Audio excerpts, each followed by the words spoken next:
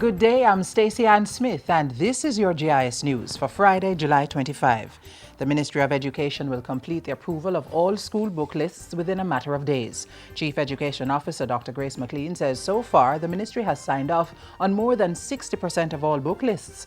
Schools with the outstanding 40% had until Friday, July 25 to submit the book lists, and the ministry expects to grant approval by the end of July. We have sent out the directives and the guidelines from June, and we have had discussion with our school administrators. We are currently now having our back to school conferences, 3 so far, and we have been reminding them. Dr. McLean is this week's guest on JIS TV's Issues and Answers, which airs this Sunday during Jamaica Magazine. She has urged schools to comply with the directive, pointing out that come August, ministry officials will be on the ground monitoring book purchases. The approval of book lists is among a raft of measures implemented by the Education Ministry under its new book list guideline policy. Jamaica was among several countries this week advocating for draft procedures for the extension of deep-sea mineral exploration contracts to ensure effective preservation of the marine environment. The submissions were made during the 20th anniversary session of the International Seabed Authority held at its home in the Jamaica Conference Center. In her address to the session, Prime Minister Portia SimpsonMiller emphasized that the authority and the United Nations Convention on the Law of the Sea, from which it was created, were important to the effective governance and sustainable exploitation of the wealth of our oceans and seas. The sound management and governance of the mineral resources of the seabed, the sharing of the benefits to be derived from the mining of those minerals, the sustainability of fishery resources, and the development of new techniques for underwater exploitation for oil, resources, and pollution control are critical issues that we must continue to address. She further urged the 166 members of the authority who are parties to the convention to continue working towards its objectives, united with a sense of urgency and purpose for sustainable development.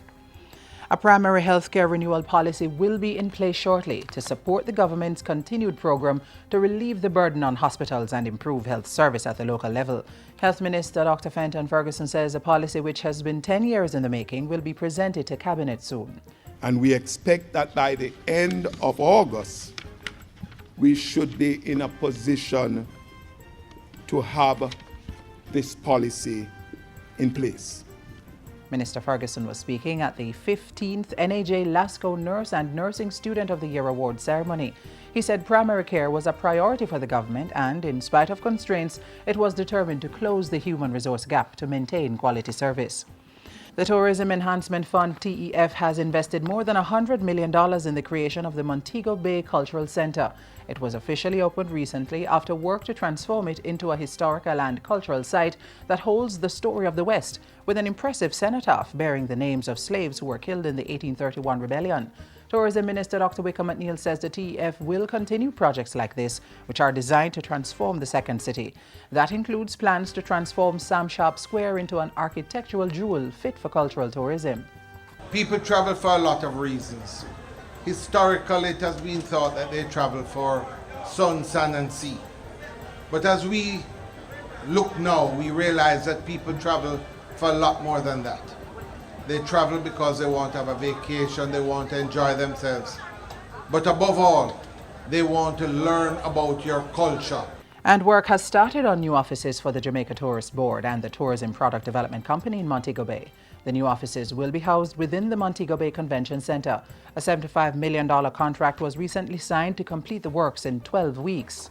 This move is going to get greater efficiency to the operations of the tourism interests here in Montego Bay. And finally, Liberty Hall is hosting several activities celebrating the life and work of Marcus Garvey as it marks the 100th anniversary of the Universal Negro Improvement Association, which he established in 1914. At a recent JIS think tank, Liberty Hall's director and curator, Dr. Donna McFarlane, said the activities would include an event called Harambe, a Swahili word meaning let's get together. It will be held on August 1 from 10 a.m. to 5 p.m. at Liberty Hall.